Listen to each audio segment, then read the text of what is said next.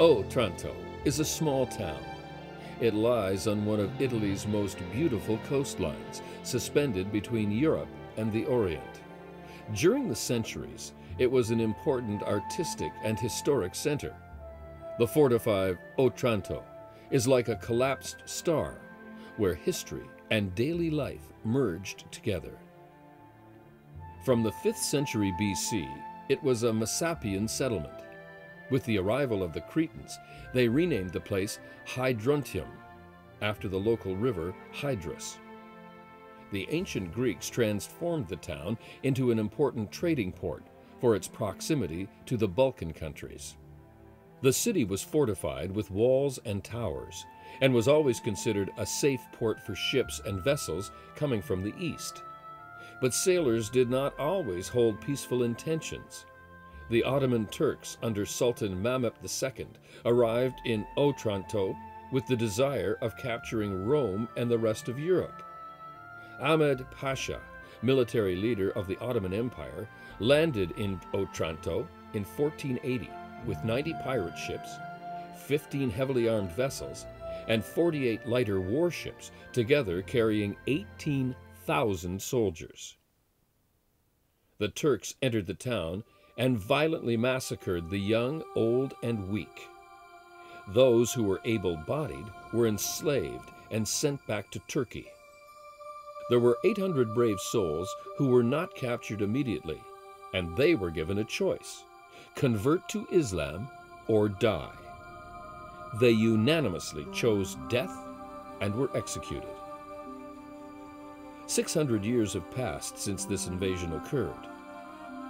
Today, the townspeople of Otranto have not forgotten their martyrs, whose tragic deaths are commemorated every year. The skulls and bones of those courageous 800 are stored in the glass shrines by the side of the altar of the Otranto Cathedral.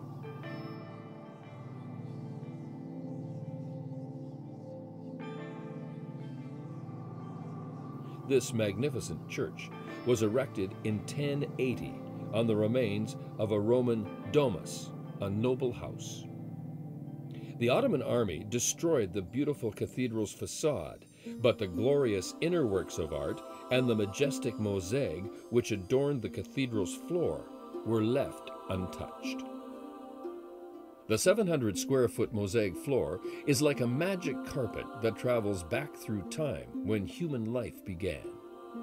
This mosaic, representing the Tree of Life, is a spectacular encyclopedia illustrating stories from the Old and New Testament and highlighting the lives of two distinct great men, Alexander the Great and King Arthur.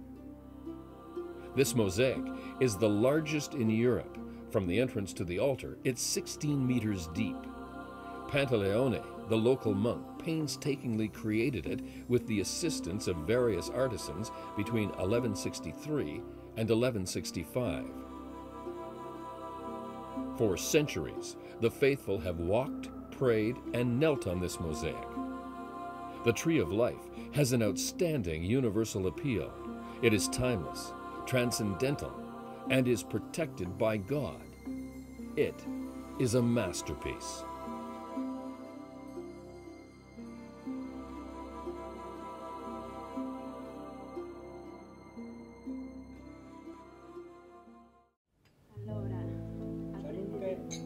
In Apulia, sharing food and wine with others is a fundamental gesture of hospitality.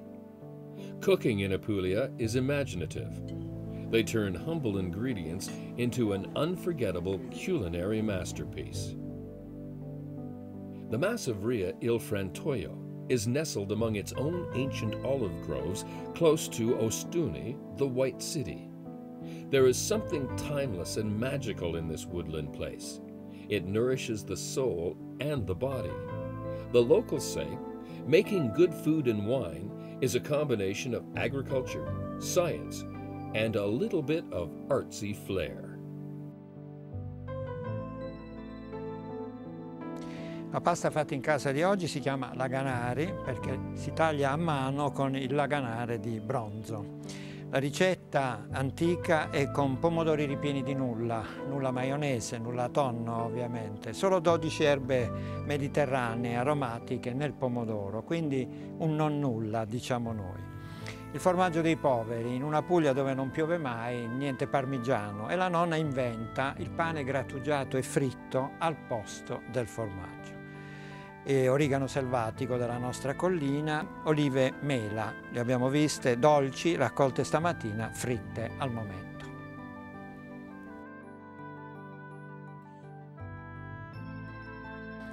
Il purè di fave con i pomodorini e il basilico. La nostra tradizione fa mangiare questo piatto caldo, proteine vegetali che hanno sostituito la carne per migliaia di anni in Puglia, con il companatico. Sono verdure diverse, alcune crude, alcune cotte. Si mangia un po' e un po', con l'uva rossa, i peperoni cornaletti verdi e dolci, il pomodoro costoluto ripieno di barattieri, l'ibrido fra il melone e il cetriolo, e cipolla rossa di acquaviva.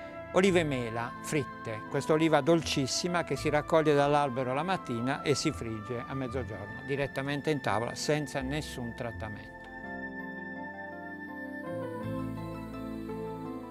Con il formaggio di capra che i nostri amici producono qui sulle colline, mia moglie Rosalba, la padrona di casa e chef del frantoio, ha messo a punto questa ricetta con lo zafferano nel formaggio di capra, cucinato insieme alle pere fresche dentro.